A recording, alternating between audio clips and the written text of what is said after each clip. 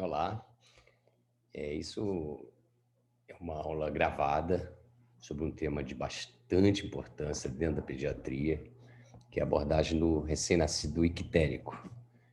E o objetivo dessa aula gravada é dar para vocês condições de entenderem quais são os pontos principais dentro desse assunto e poderem participar ativamente do nosso encontro dessa próxima semana. A icterícia neonatal é um tema bastante amplo, que envolve todas as formas de hiperbilirrubinemia, tanto por fração indireta quanto fração direta, ou o aumento das duas frações da bilirrubina. O nosso objetivo aqui é enfatizar, principalmente para vocês, as hiperbilirrubinemias indiretas. E qual a importância desse tema? Porque esse tema é abordado como um tema de aula dentro da disciplina. Então, se a gente olhar para esses dados, a gente vai ver que o recém-nascido, de um modo geral, quase 100% dos recém-nascidos tem uma bilirrubina sanguínea acima dos valores de referência laboratoriais, ou seja, acima de 1 miligramas por decilitro. E o recém-nascido tem uma outra característica importante, e a gente vai entender um pouco por que essa bilirrubina em níveis um pouco aumentados, muitas vezes, na maioria das vezes, sem problemas relacionados. E a gente vai ver que a criança, pelas características da pele do recém-nascido, a icterícia, ou seja, a expressão clínica da hiperbilirrubinemia, ela só aparece visível ao exame clínico quando ela atinge em torno de 5 miligramas por decilitro. Então, você vai ver que as escleróticas começam a ficar amarela, a pele do rosto, e a gente vai também chamar a atenção disso, que o aumento da bilirrubina sanguínea e o surgimento da icterícia como expressão clínica, ela vai se fazendo da cabeça para as extremidades. O que eu quero dizer? Acima de 5, geralmente a criança tem cabeça e pescoço ictérico, e se ela vai chegando em torno de 15, ela vai ficando amarela até as extremidades. Então, se você pegar só recém-nascido a termo, 60% deles vão ficar ictérico, mas na grande maioria das vezes uma icterícia dita fisiológica. Se você pegar prematuros, que têm ainda associado as características específicas do metabolismo da bilirrubina, uma imaturidade hepática e enzimática, então essas crianças prematuras, 80%, 90% vão ficar ictéricas. A bilirrubina, a gente sabe que ela tem um efeito antioxidante, e isso é o que é usado por alguns autores para explicar o porquê da chamada icterícia fisiológica, que é um aumento da bilirrubina, geralmente acima desses valores de referências laboratoriais. Na maioria das vezes ela chega aí 4, 5, mas se somar algum outro fator, como, por exemplo, uma criança que está com dificuldade na amamentação, que está demorando para eliminar mecônio, essa criança vai ter uma bilirrubina, às vezes, com níveis até de tratamento, de necessidade de fototerapia, mas a importância dessa hiperbilirrubinemia relativa nos primeiros dias de vida se dá pelo efeito antioxidante dela, já que nós sabemos que o recém-nascido vem de um ambiente hipóxico. Quando ele chega no extra-uterino, essa criança ela é exposta a uma concentração de 21% de oxigênio, que é uma concentração alta se comparado à vida intrauterina. Então, nesse momento do nascimento, há uma produção grande de radicais livres no organismo do recém-nascido. E a bilirrubina tem um efeito antioxidante, ajudando a neutralizar os efeitos deletérios do radical livre, principalmente a nível celular. Então, a grande preocupação nossa com a hiperbilirrubinemia indireta é exatamente o fato dela ser uma bilirrubina lipossolúvel, e se você produzir de uma maneira muito acelerada, ultrapassando a capacidade de ligação da albumina, que é quem carreia essa bilirrubina lipossolúvel até o fígado, até o hepatócito para conjugação. Então, se você produz muito e rápido, ele ultrapassa a capacidade de ligação da albumina e acaba expondo essa criança a uma quantidade maior de bilirrubina indireta livre, como ela é lipossolúvel, se ela não estiver ligada à albumina, ela entra na barreira hematoencefálica com risco de impregnação e causar encefalopatia bilirrubínica, conhecido como kernícteros. Mas isso, lembrar bem, então, já enfatizando, só ocorre na hiperbilirrubinemia indireta em situações de produções exageradas e rápidas. A única situação que faz isso são as doenças hemolíticas. Então, não é qualquer hiperbilirrubinemia que tem risco de gerar uma lesão de sistema nervoso central. Se define hiperbilirrubinemia significativa utilizando esse nomograma do Butani, correlacionando horas com o nível de bilirrubina, quando a bilirrubina está acima do percentil 95, que corresponde aqui nesse gráfico a essa faixa de rosa mais escuro. Isso é mais ou menos 8 a 10% dos recém-nascidos vão chegar a esse nível de bilirrubina dentro de um determinado tempo de vida. Então, são crianças que nos preocupam, que precisam muitas vezes de ficar dentro do hospital para que possa ser controlado e, quando liberado sem risco de lesão cerebral. Então, no Brasil, aí, nos últimos anos, a gente tem alguns relatos em alguns lugares, principalmente onde a assistência neonatal ainda aquém do esperado, ainda tem óbitos ou lesão cerebral por doença hemolítica, já que nós sabemos que é uma doença prevenível, né, ser um pré-natal bem feito, identificando gestantes RH negativo, que ainda tem cumbis negativo, ou seja, ainda não foram sensibilizadas. Essas crianças, essas mães no pós-parto devem receber uma dose de uma imunoglobulina anti-RH com o intuito de evitar que ela se sensibilize pelo fator RH do recém-nascido, que é o antígeno mais importante, o antígeno D, evitando esses transtornos, né, lesão do sistema nervoso, com alteração mitocondrial e morte celular. A hiperbilirrubinemia neonatal, então, ela sempre foi um assunto de destaque.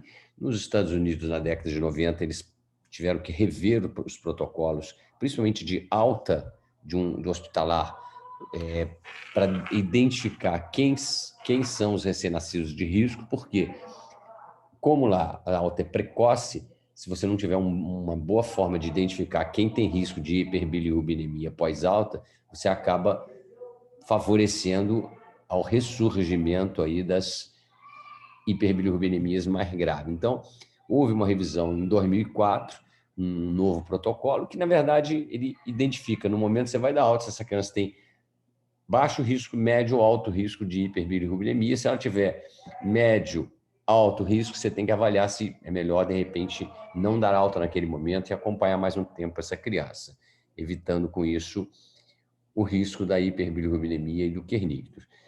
Então, como eu disse, para causar encefalopatia, é só em situações de produção rápida e exagerada, ultrapassando a capacidade de ligação da albumina. E isso aí, então, o que eu quis dizer? Que não basta ter uma bilirrubina aumentada que você tem risco de kerníctero. Primeiro, tem que ser hiperbilirrubinemia indireta. E segundo, a produção tem que ser acelerada. Então, esse trabalho que está na tela é um trabalho que foi publicado no Pediatrics de 83, onde os autores chamavam a atenção para um fenômeno conhecido como vigintifobia, que era, na verdade, na época, qualquer criança recém-nascido que a bilirrubina chegasse a 20 miligramas por decilitro, essas crianças muitas vezes eram submetidas a exsanguíneo transfusão, e hoje a gente sabe que de forma desnecessária, já que isso só tem importância se for diante de uma doença hemorrágica. E esse trabalho ele traduz muito bem essa situação.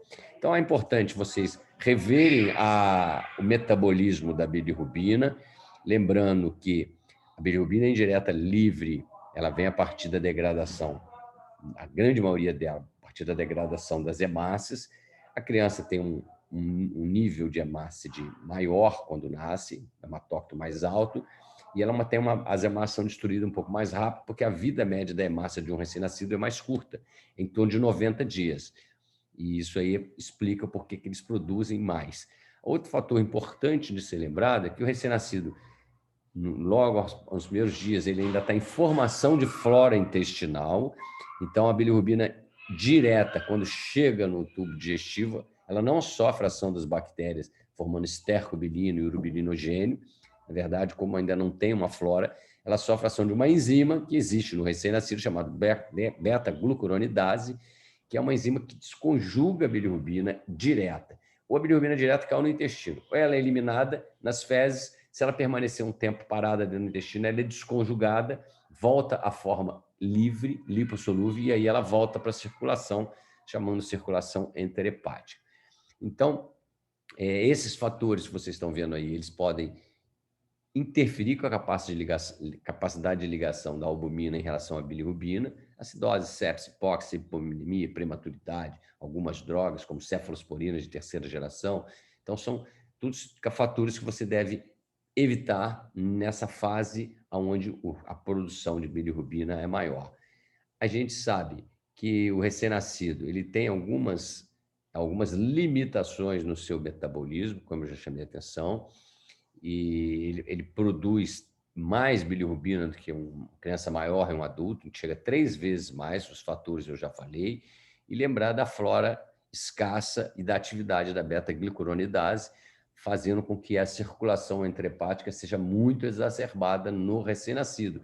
Portanto, recém-nascido, para que você diminua a circulação enterhepática, é aumentar a rapidez do trânsito intestinal.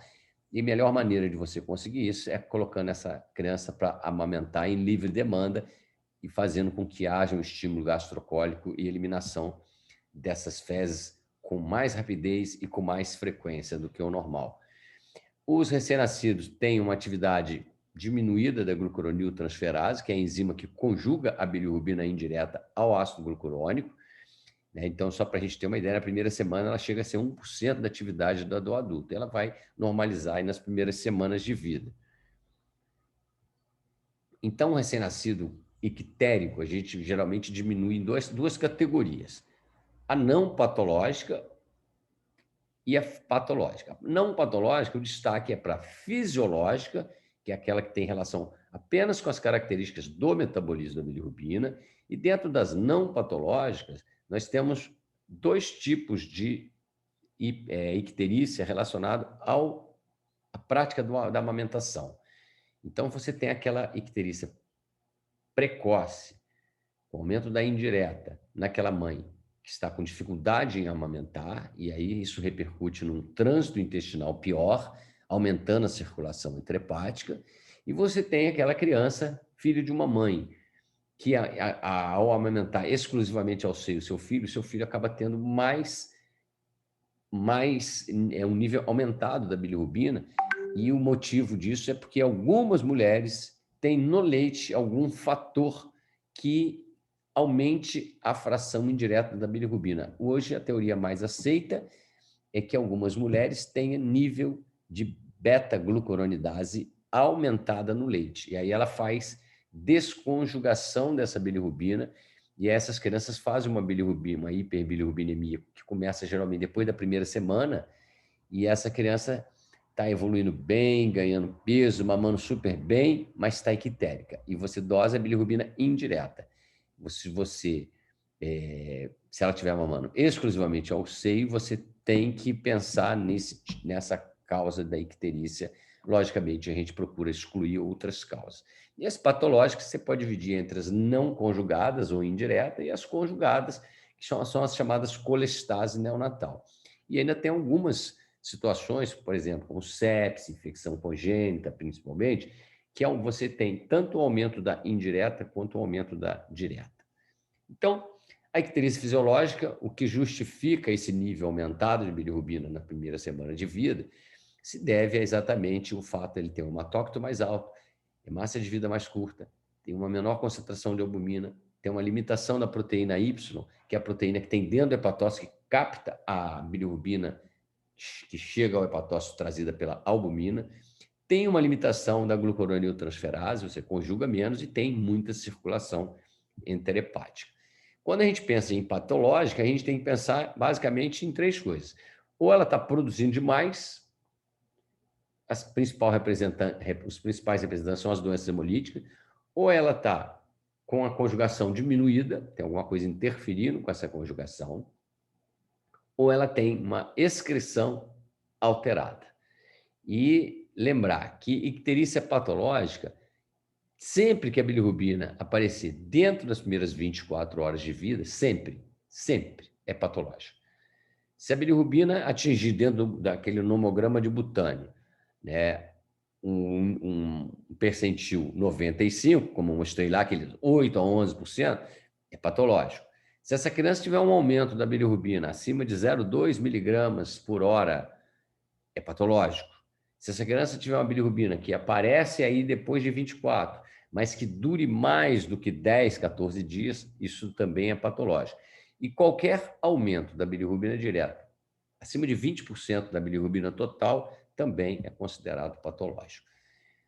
Então, essas são as causas mais comuns, né? As doenças hemolíticas, representando principalmente a sobrecarga de proteína, e aí você tem incompatibilidades sanguíneas, RH e ABO, RH mais grave, ABO mais comum, mas bem menos grave, deficiência enzimática, hoje detectada no teste do pezinho, como deficiência de glicose 6-fosfato desidrogenase. Causas de produção excessiva também podem ocorrer. Toda situação que você tiver sangue extravascular, hematoma, cefalematoma, sangue deglutido, esse sangue hemoliza e a bilirrubina indireta lipossolúvel acaba indo para dentro do vaso. Crianças policitêmicas, ou seja, que nascem com hematócrito acima de 65, crianças que têm alguma obstrução intestinal e que favoreça o aumento da circulação enterhepática. Se ela conjugar menos, ou seja, se ela tiver uma deficiência na conjugação, que é um outro grupo, a gente tem que pensar em alguma alteração enzimática. Então, as mais comuns aí é a síndrome de Crigler-Najjar tipo 1 e 2, que é uma é deficiência, uma é ausência, outra é deficiência. A síndrome de Gilbert, que não sabe muito bem se é uma expressão diminuída da glucuroniltransferase ou tem algum fator inibindo a glucuroniltransferase, mas é uma icterícia, uma hiperbilirrubinemia benigna. Hipotiroidismo também pode retardar a conjugação, né, pela deficiência do hormônio da tireoide, isso aí repercutir numa hiperbilirrubinemia prolongada. Icterícia patológica, então, nós já mostramos as causas de produção excessiva, lembrando que a sepse e a infecção congênita são causadoras, muitas vezes, tanto de hemólise, mas também com processo inflamatório, alterando a estrutura intrahepática, o que gera um grau de colestase intrahepática, então ela tem tanto uma fração quanto outra aumentada. As crianças policitêmicas, né, que nascem com hematócrito mais alto, vai produzir mais rápido, né? Então, lembrar que o filho de mãe diabética tem 3 vezes mais beta-glucuronidase do que os não filhos de mãe diabética, então ela desconjuga mais, tem uma circulação intrahepática mais exacerbada, e principalmente a produção excessiva, o principal representante que mais nos preocupa por causa do risco de Kernicterus são as doenças hemolíticas. Então, a doença hemolítica, a gente tem tanto por ABO ou AB0, que representa 20 a 30% das gestações, mas ela é bem menos grave. Lembrar o seguinte, você pode ter situação de incompatibilidade, exemplo, mãe O, criança A ou B, ou AB. Então, tem uma situação de incompatibilidade. O O geralmente produz anti-A e anti-B. Mas você só pode dizer que a icterícia nessa criança, se ela vier a ficar ictérica, é por doença hemolítica, se você comprovar que tem nível de anticorpo aumentado. Senão, você não tem como afirmar. Você vai ter que acompanhá-la clinicamente para ver. E ela geralmente tem uma hemólise um pouco mais lenta do que a do RH. Aí você vai procurar exatamente se ela vai, ao invés de subir e cair como ocorre nas fisiológicas, se ela vai continuar subindo ou mantendo elevado. Se tem reticulócito aumentado, que sempre fala a favor de doença hemolítica. A RH, que é menos comum, que representa uns 10% da gestação, mas ela é mais grave. Por quê? Quando você tem nível de anticorpo aumentado ou um anticorpo muito agressivo, você faz muita destruição e essa destruição começa intraútero. Por quê?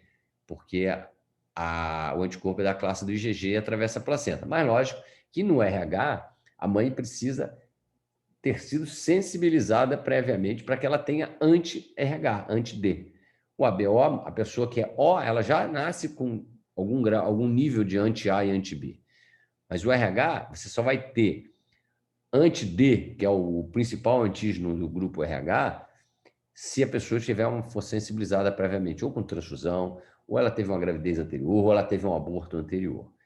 Tá? Então, lembrar que 50% dessas doenças, dessa hemolítica RH é forma leve, mas 50% é forma moderada grave, que vai exigir tratamento muitas vezes agressivo com fototerapia intensiva e algumas vezes exsanguíneo transfusão.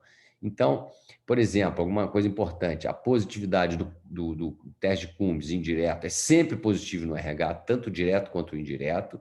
No ABO, o indireto pode ser positivo, mas o direto, que é o que a gente pesquisa no recém-nascido, raramente é positivo. Outros testes existem para isso, mas não são feitos rotineiramente. Existem compatibilidades por subgrupos, né? Pode existir hemólise causada por drogas e a deficiência da glicose 6-fosfato desidrogenase, que você hoje faz o teste do pezinho logo nos primeiros dias e você, logicamente, já tem um diagnóstico precoce.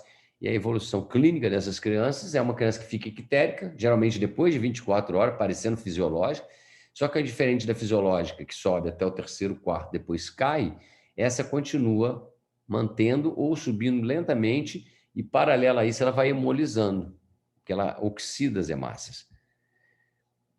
Já falei mais ou menos dessas outras causas, não deixa para a gente discutir isso em aula. Essas causas na redução, alteração de excreção, doença de Rotor e do Johnson, na verdade, é um efeito no transporte ativo da bilirrubina que foi conjugada dentro do hepatócito para dentro dos canalículos biliares. Difícil de diagnosticar. Tá? E um aumento aí você vai ter da bilirrubina conjugada. Alterações de vias biliares, se tiver atresia intra ou extrahepática, essa criança conjuga, mas não consegue excretar. Faz um quadro de colestase grave que tem que ser diagnosticado até 8 semanas de vida, no máximo, para poder fazer a correção cirúrgica quando ela é extrahepática. E alterações de trânsito intestinal, a bilirrubina conjuga, vai para o intestino, mas a criança não consegue eliminar junto com as fezes, porque tem uma obstrução. Então, essa bilirrubina que estava conjugada desconjuga pela ação da beta-glucuronidase e acaba voltando para a circulação. Já falei um pouquinho, rapidamente, icterícia relacionado à falha no aleitamento, a prática do aleitamento, ela é precoce, ou seja, depois de 24 horas, mas dentro da primeira semana, dentro dos primeiros dias, geralmente no alojamento conjunto, aquela criança que está ingerindo pouco líquido, porque está com dificuldade de amamentar, a mãe está mal orientada ou está com algum problema na mama, e aí essa criança mamando menos desidrata, perde mais peso do que o normal, perde mais do que aqueles 10% habituais de peso, e retarda a eliminação do mecônio e a frequência da eliminação do mecônio. Então, ela tem muita circulação enterohepática e essa criança faz hiperbilirrubinemia indireta. Tratamento, corrigir a prática do aleitamento que você resolve esse problema. E aquelas crianças que nascem bem, ficam bem, e depois de uma semana, aquelas crianças mamando exclusivamente ao peito, depois de uma semana começam a ficar ictéricos, sedosa, é bilirrubina indireta, geralmente pode ser causada pelo leite. E o que causa isso geralmente é algum fator do leite. Hoje, mais aceito, é a beta-glucuronidase em concentração aumentada no leite de algumas mulheres.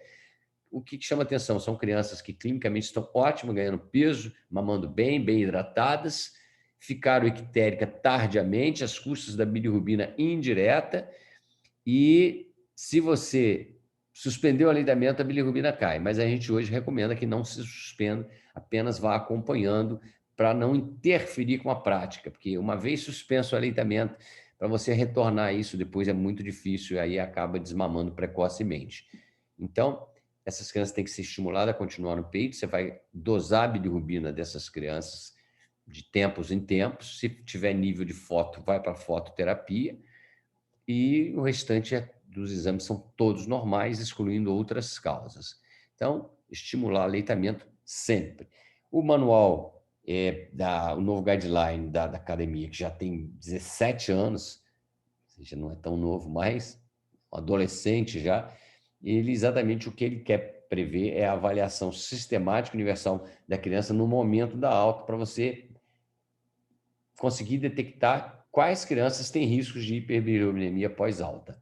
Então, essas crianças, além de você avaliar a alta, você tem que ter um follow-up, ou seja, um ambulatório de segmento que funcione bem, para que você possa implementar tratamento caso você identifique essa criança no pós-alta. Então, lembrar que a identificação da icterícia clínica só ocorre quando a bilirrubina já está acima de 5. Então, se você olha um recém-nascido ictérico e você vai pedir, ela já está acima de 5, 6.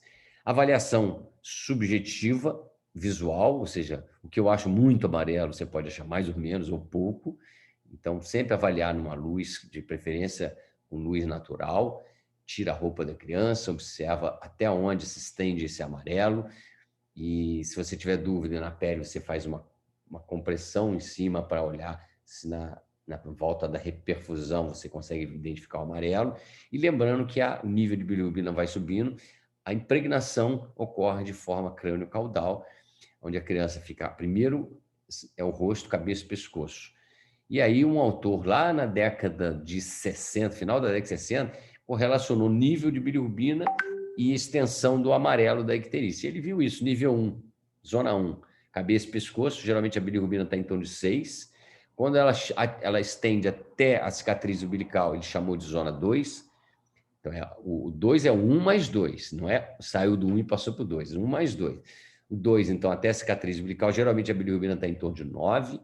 O 3, ela se estende até o joelho, isso aí, geralmente, a bilirrubina está em torno de 12. Quando ela atinge os braços e as pernas, é a zona 4, já está em torno de 15. E quando o amarelo é visível já nas extremidades, a gente diz que é zona 5, que geralmente a bilirrubina está acima de 5. Então, pelas diretrizes da Academia Americana, se uma criança tiver icterícia a partir de zona 2, você já deve colher bilirrubina e dosar a bilirrubina antes da alta. Então, a criança estava no alojamento, estava bem, programou alta para amanhã, chegou no dia da alta, foi examinar a criança já tem amarelo, que se estende até o umbigo ou mais, essa criança não pode ser liberada antes que ela tenha uma dosagem da bilirrubina para você usar naquele gráfico de Butani e avaliar qual é a chance dessa criança vir a subir essa bilirrubina no pós-alta. Então, é importante isso e chamar a atenção disso, né? Isso vai diminuir a chance dessa criança vir a impregnar ao sistema nervoso central. Existem maneiras de você dosar a bilirrubina. Essa é uma maneira não invasiva, chamada BiliCheck, tem uma boa sensibilidade, né? Ele é uma fonte de luz com fibra óptica e que faz a leitura da bilirrubina impregnada na pele. Então, geralmente, a gente usa no externo, que são zonas, ossos mais planos, mais fácil de você medir, ou na testa. A testa, o problema é que ela tem interferência da luz, e a luz natural do sol, por exemplo, ela tira a bilirrubina impregnada, ela faz o efeito da fototerapia. Então, o ideal é no externo, que é uma área coberta. Existem os micrométodos, você vai colher capilar, então você vai usar pouco volume, e é uma medida bem precisa, mas é invasiva, você tem que furar o calcânio da criança, de preferência nessas áreas como estão marcadas aqui, nunca na parte central aqui, e você vai ter que coletar um capilar, rodar na centrífuga para fazer a medição.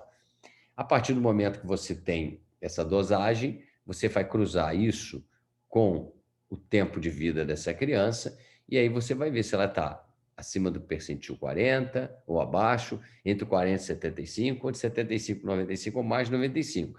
E isso aí divide-se em zona de baixo risco, intermediário baixo, intermediário alto e alto risco. Se ela tiver em baixo risco ou intermediário alto, geralmente são crianças de baixíssimo risco para hiperbilirubinemia pós-alta.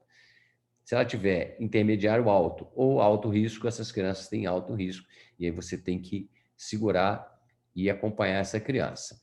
Esses outros aí fatores são fatores que aumentam os riscos de hiperbilirubinemia, né? Por exemplo, o asiático tem um gene mutante da glucuroniltransferase, tem conjuga menos, faz mais icterícia. Lembrar do filho da mãe diabética, que tem mais beta-glucuronidase. Então, se uma criança é alto risco ou é intermediário alto, ou seja, está acima do percentil 75, ou seja, está na faixa amarela ou na faixa branca de cima, essa criança tem que ficar internada. Quando é alto risco, muitas vezes ela já está até em nível de fototerapia. Se não tiver internada, colhe, dia seguinte colhe de novo. Se ela tiver intermediário baixo ou baixo risco, são crianças que muitas vezes você vai liberar e pedir para retornar a nível ambulatorial. Então, a abordagem inicial de uma criança ictérica, a gente faz geralmente bilirrubina total e frações, a gente faz uma série vermelha, faz um hemograma para ver série vermelha, principalmente, tipagem sanguínea com fator RH, e geralmente a gente já pede, se a mãe é RH negativo ou se a mãe é O, a gente geralmente pede o teste de Cumbis dessas crianças, para ver se essa criança tem algum nível de anticorpo para fazer doença hemolítica. No tratamento, a gente tem que primeiro considerar, é patológica, ver se é indireta ou se é direta. As diretas são outros grupos de causa, tratamentos completamente diferentes. Não se põe uma criança em fototerapia que tenha bilirrubina direta acima de 20% da total, não se põe, porque isso faz lesão celular. A gente usa níveis de bilirrubina e correlacionando com gráficos para indicar ou não a fototerapia, mesma coisa é sanguíneo. Idade estacional, peso, tudo isso vai aumentar a chance de necessidade de tratamento. Isso aqui só para vocês terem uma ideia, quando uma criança está ictérica, que você faz a dosagem da bilirrubina e você detecta que a bilirrubina direta está aumentada, ela já passa para o grupo ou das colestases ou das mistas. Infecção congênita, sepse, e aí você tem que pensar nessas causas. Fazer ultrassom, ver se tem atresia de vias biliares, pede exame de urina para ver se ela não tem sepse de foco urinário, que é muito comum no recém-nascido, se ela tem algum erro inato no metabolismo, se ela tem infecções congênitas. Então, tudo isso vai ser investigado e o mais rápido possível, porque entre essas causas, umas são tratadas, outras não são. E as que são tratadas precisam de pressa no diagnóstico, como principalmente a atresia de vias biliares. As hiperbilirrubinemias indiretas, que é o que nos interessa, o tratamento principal é fototerapia e a exsanguínea transfusão nas doenças hemolíticas graves. Hoje se usa para indicar tanto a foto quanto a exsanguínea, lógico, são gráficos diferentes, mas muito parecidos na abordagem, é você cruzar esse gráfico que a Academia Americana de Pediatria recomenda, onde você cruza a idade da criança com o nível de bilirrubina, e essa criança, você tem que ver em qual grupo ela está para ver qual dessas três curvas você vai usar. Então, na verdade, aqui essa curva contínua é para você usar em crianças de alto risco. O que são crianças de alto risco? Está escrito embaixo, ó. Prematuros, ou seja, abaixo de 37 semanas, e que tem algum fator de risco. Quais são os fatores de risco? Doença hemolítica, deficiência de glicose, asfixia, sepse, acidose, hipovolemia. Então, se a criança tiver algum fator de risco, for prematuro, tiver algum fator de risco, você vai usar essa primeira curva. Se essa criança for considerada como grupo de médio risco, a gente usa essa tracejada, essa curva tracejada, que é a do meio. O que é o médio risco? Ou é o prematurinho, abaixo de 37, que não tem fator de risco, ou é a criança a termo que tem fator de risco. E se essa criança for a termo sem fator de risco, a gente usa a pontilhada, que é a curva mais alta. Toda vez que eu meço a bilirrubina, vejo a idade, cruzo, se a bilirrubina estiver acima da curva que eu vou utilizar, é nível de fototerapia. Ela vai para a foto e você vai continuar dosando essa bilirrubina 12 horas, 24 horas de intervalo, e a partir do momento que ela cai abaixo da curva que você indicou, ela sai da fototerapia. Isso é para você usar. Aquilo é criança de 35 semanas ou mais, aqui é para crianças menores de 35 semanas. Aqui ele já põe na mesma curva a foto e a exsanguínea. Só que aí ele cruza a idade estacional com o nível de bilirrubina. Se a criança está entre a verde e a roxa, aqui no caso da foto, você vai considerar e vai usar. Então, geralmente, quando ela está nesse meio, a gente já considera fazer. E a mesma coisa na exsanguínea e transfusão. Isso é uma tabela antiga que se usava correlacionando só o nível da bilirrubina, sem idade estacional, sem idade cronológica, então era mais falho. Hoje a gente não usa mais, a gente usa os gráficos. E a fototerapia, essa terapia, como é que ela age? Principalmente por transformação fotoquímica da bilirrubina, que é a bilirrubina. Está lá impregnada no tecido. E ela, se aumentar muito, ela vai impregnar em tecidos, né, com mais gravidade, como é o sistema nervoso central. O que a fototerapia faz? Ela faz uma mudança da estrutura dessa bilirrubina pela ação da luz. E ela transforma em compostos pirrólicos, quando ela tem associação com uma molécula de oxigênio, ou isômeros, quando não tem oxigênio, geométrico e estrutural, que é o mecanismo de ação mais presente. Os isômeros, você tem dois tipos, geométrico e estrutural. Um é reversível, ou seja, ele vira isômero, e se demorar para ser eliminado nas fezes, ele volta, ou na urina, ele volta à forma original. E o estrutural, que é o mais comum, que é o menos comum, ele não reverte. Mesmo que você demore para eliminar, ele fica em isômero, ou seja, ele não tem risco na impregnação. Então, o que predomina são os isômeros geométricos. A criança em foto precisa evacuar e precisa urinar para botar para fora esses isômeros de bilirrubina. Esses aparelhos trabalham numa faixa de luz, que é um espectro chamado azul-verde, que está entre 400 e 500 nanômetros, e a medida da irradiância, da energia do aparelho, é em microwatts por centímetro quadrado de nanômetro. Então, o aparelho é mais eficaz quanto mais irradiância ele causa, provoca, e quanto mais área de superfície corporal você pega.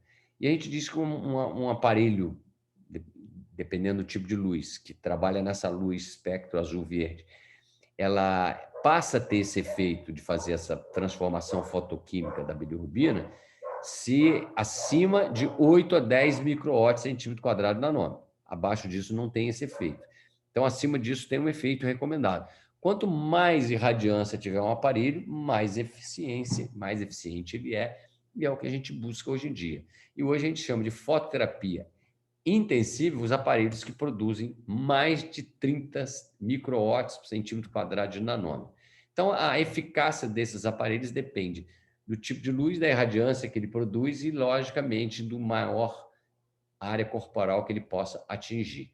Então, tem vários tipos de aparelho no mercado. Hoje, a gente ainda usa o bilispot em alguns locais, o biliberço em situações de doença hemolítica, que você associa, põe a criança no biliberço, que a gente vai ver o que é isso, e põe um aparelho em cima. E hoje, esse é um biliberço, esse é o aparelho convencional antigo, com lâmpadas queimadas, ou seja, certamente não atinge os 8, 10 microwatts, centímetro quadrado de nanômetro, certamente não vai ter efeito.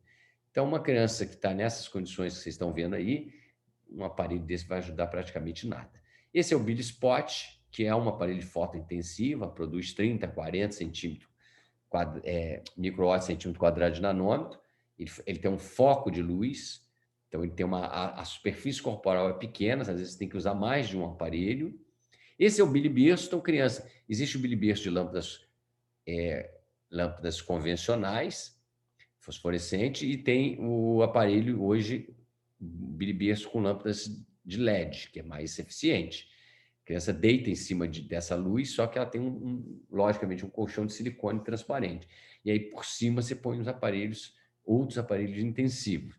Hoje, o mais usado no mercado, todo mundo, quando compra, é esse. Eles são de LED, né? Produz uma irradiância de 100 microwatts, centímetro quadrado de nanômetro, e tem uma superfície, ele estende uma superfície corporal grande. Existe aparelho que é um conjunto desse de 5 lâmpadas, como vocês estão vendo aqui, e existe esse chamado de BiliSky, são um conjunto de 3 conjuntos de 5 lâmpadas, ou seja, amplia a superfície de atuação. Então, a criança fica, por exemplo, essa criança é uma doença hemolítica, foi colocada só de fraldinha, proteção ocular, em cima do biliberço, e em cima dela entrou o aparelho de LED, que dá essa coloração azulada, aumentando vamos dizer, a retirada da bilirrubina, o clearance da bilirrubina, depurando ela da pele, fazendo ela virar isômero e ela sendo eliminada pela urina ou pelas fezes. Essas crianças têm que ter cuidado, proteção de genitália, proteção dos olhos por causa de lesão de retina, tem que ficar bem hidratada, tem que estar urinando, tem que estar amamentando, se ela estiver dentro do alojamento conjunto, para estimular a eliminação das fezes e, junto com essas fezes, a bilirrubina já conjugada e os isômeros. Então, tem que ter todo um cuidado. Como eu falei anteriormente, não se coloca em fototerapia uma criança que tem bilirrubina direta aumentada, porque há essa formação dessa cobre porfirina na reação da luz com a bilirrubina direta, e que alguns estudos chamam a atenção que isso possa causar aí um efeito de lesão celular. Então, qualquer criança com bilirrubina direta aumentada não é indicação de fazer fototerapia. Aqui é uma exsanguíneo transfusão, que é o tratamento mais agressivo, mais necessário nas situações onde a hemólise é muito exagerada, que se você não fizer esse procedimento, botar só em fototerapia, você muitas vezes não consegue manter o nível de bilirrubina isento de risco de impregnação. Então, você tem que fazer um procedimento onde você vai trocar 2 volemias da criança. Nessa troca de volemia, você vai estar tirando bilirrubina indireta, em excesso, você vai estar tirando hemácias que já estão sensibilizadas e vão ser destruídas e produzir mais bilirrubina, você vai tirar anticorpo circulante dessa mãe que passou para o recém-nascido, e você vai corrigir a anemia que geralmente eles já têm, tamanho é o grau de hemólise que eles têm. Então, a exsanguíneo é um procedimento feito pelo neonatologista dentro da UTI, com a criança numa unidade de calor radiante, toda monitorizada, logicamente. Você geralmente usa como acesso a veia umbilical, que você põe na cava inferior, então você põe um catéter mais grosso, tem um fluxo melhor.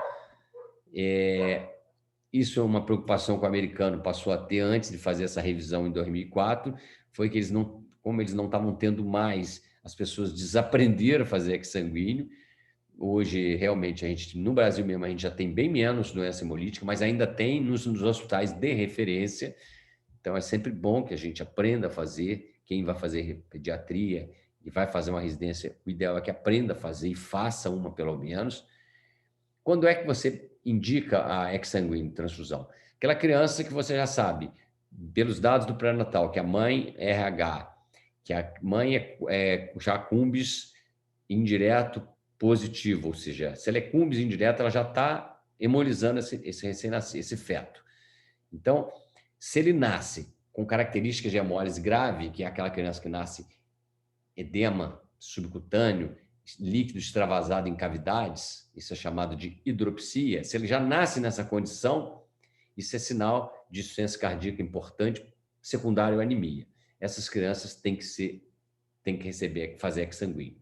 Se não, ela não nasceu hidrópica, mas se no sangue do cordão, colhido lá na hora do parto, eu vejo que essa criança tenha cumbis fortemente positivo, bilirrubina no cordão acima de 4 e hemoglobina abaixo de 12. Se ela tiver 2 desses fatores, já é indicativo dela ir para a UTI, colocada em foto, pedir o sangue do banco de sangue e providenciar a exsanguíneo transfusão. Não, o cordão não preencheu o critério, porque a bilirrubina era de 3, a hemoglobina era de 12, tinha cumbis positivo. Então, não preencheu o critério. Ela vai para a UTI, fica em fototerapia intensiva e você vai monitorando a bilirrubina a cada 4, 6 horas. Se ela tiver uma velocidade de hemólise aqui, no caso, acima de 0,5 miligrama por hora, eu vou saber isso como? Medindo o cordão está 3. Medir 4 horas depois, eu vejo que se ela aumentar de agora para 4 horas, se ela aumentar 0,5 miligrama por hora, ou seja, em 4 horas ela vai ter que aumentar mais de 2. Se ela aumentar mais do que isso, eu digo, indicação de exsanguíneo transfusão. Isso eu uso nas primeiras 36 horas de vida. Se a criança tem mais de 36 horas e ainda não teve exsanguíneo, a indicação é feita pelo gráfico que nós mostramos anteriormente, eu vou mostrar novamente para vocês, onde a criança é classificada em grupo de risco da mesma forma do gráfico da fototerapia, e eu cruzando, se a bilirrubina estiver acima do grupo que eu defini a criança, é indicativo de exsanguíneo. E a mesma coisa o gráfico, só que agora a gente usa esse marrom e preto para crianças com menos de 35 semanas. O sangue usado na exsanguíneo tem que ser, se for incompatibilidade RH, mãe RH negativo, criança positivo, o sangue usado na criança para trocar a volemia tem que ser RH negativo, senão ele vai hemolizar durante o procedimento, porque tem anticorpo lá dentro. Se a incompatibilidade for ABO ou AB0, a mãe é O, a criança é A ou B. O sangue tem que ser O. Geralmente, o sangue usado, na maioria das vezes, é universal, O negativo. E é importante que o sangue tenha que ter, no máximo, 3 dias é o ideal, mas no máximo 5 dias alguns aceitam. Qual é o problema de sangue mais tempo estocado? É que ele aumenta muito, o potássio dele sobe muito, o sódio sobe muito, a hemoglobina ele vai hemolizar, ele vai ter vai destruindo mais a massa aos pouquinhos, pode cair muito hematócrito. Então, você tem que ter um sangue que não provoque riscos de distúrbios metabólicos e hidroeletrolíticos nessa criança. Lembrar que os anticoagulantes que têm destrose, eles podem causar hiperinsulinismo, né? Porque é açúcar, e aí fazer hipoglicemia. Então, tem que estar sempre atento. Então, a gente tem que ter uma bolsa de sangue de 3 dias, o ideal, já com volume que você vai solicitar, baseado na volemia da criança. A gente troca 2 volemias. Qual é a volemia de um recém-nascido? 80, 90 ml por quilo. Então, uma criança de 3 quilos, 80 ml por quilo são 240 ml. Se eu troco 2 volemias, eu vou trocar 480. Então, você já pede ao banco, eu preciso de 480, mais o sangue que vai ficar no equipo. Você vai usar o Triway, geralmente a gente vai usar 2 Triways para ter 4 vias de saída, eu vou mostrar para vocês. Todo o material estéril, quem vai fazer tem que se paramentar todo, que é um procedimento que você está com o catéter dentro da cava da criança.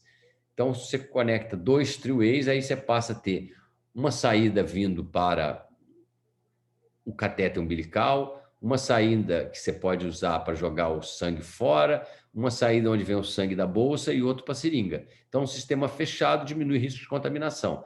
A posição dessas torneiras é que vai dizer para onde o sangue vai. Aqui é só para mostrar um procedimento de hexagreen. Então, a criança está dentro de uma OCR monitorizada. Você vê que o profissional aí está com o sistema com 2 Triways. Ele está injetando sangue pela posição das torneiras. Eu sei que ele está indo lá para o catéter. Aí ele empurrou 10 ml. Agora ele vai puxar 10 ml da criança para dentro da seringa. Aí ele vai abrir essas torneiras para o lixo e vai jogar esse sangue fora.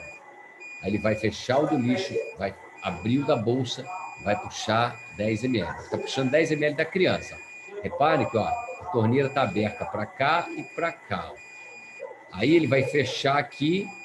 Eu não sei se esse aqui é o lixo. Vamos ver. Se for o lixo, ele vai abrir para lá. Vamos prestar atenção nisso. Ó, fechou essa, fechou. Está fechada. O sangue não vem para cá. Ah, o lixo estava ali, olha.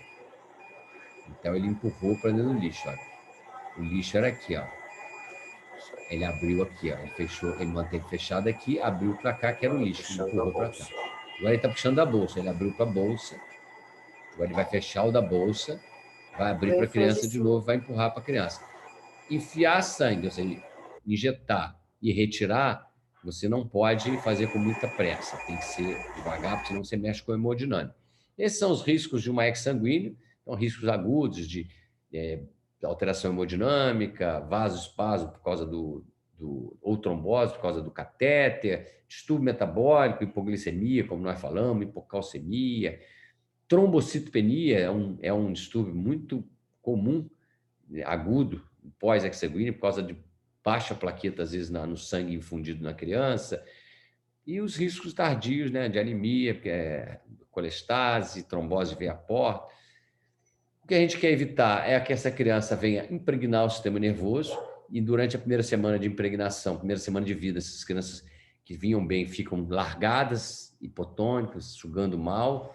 Quando ela passa da primeira para a segunda semana de impregnação, ela faz um quadro extrapiramidal, ela passa a ficar hipertônica, às vezes até inopstótono, com choro agudo, irritada, febre. E depois, da segunda para a terceira semana, ela perde essa hipertonia e te dá uma falsa impressão que melhorou, mas aí ela já pode ter uma lesão instalada e as complicações só o futuro vai dizer para a gente. A prevenção da doença hemolítica RH, então, é fazer na mãe a gama-globulina ou imunoglobulina anti-RH, um dos nomes conhecidos no mercado é Rogan. Então, qual mulher puérpera que está indicado fazer? É aquela mulher que é RH negativo, que tem um filho RH positivo, mas que essa mulher ainda não foi sensibilizada. Esse exame, essa gama-globulina, é para evitar a sensibilização. Então, o CUMBS indireto da mãe tem que ser negativo. Se a mãe já for CUMBS positivo, não tem indicação. O clássico é fazer uma dose até 72 horas após o parto, que aí você já conferiu o sangue do recém-nascido, e alguns serviços usam um esquema de fazer uma dose na mulher que foi identificada no início da gravidez como RH negativo e o cúmulo ainda é negativo, com 28 semanas, independente de você saber o tipo sanguíneo, faz uma dose na mãe. A imunoglobulina dura 12 semanas, então ela vai durar até 40. Para que isso? Porque se a mulher tiver descolamento de placenta durante a gravidez, ela tem risco de misturar o sangue com o neném e sensibilizar essa mulher. A profilaxia praticamente zera o risco de doença hemolítica se feita, então os países que fazem o dever de casa, né, no pós-parto, que não a falta dessa imunoglobulina, praticamente não tem mais a doença hemolítica. Essas são outras possibilidades de tratamento, mas que na prática tem pouca utilização, né, porque os trabalhos não mostraram grandes resultados, e aí a necessidade de uso caiu muito. Então, era isso que eu queria mostrar para vocês, dar uma ideia desse assunto, que é aparentemente complexo, para quem nunca viu. Então, espero que essa aula, então, possa ajudá-los a participar mais da aula agora na próxima semana. Um abraço a todos. Se cuidem.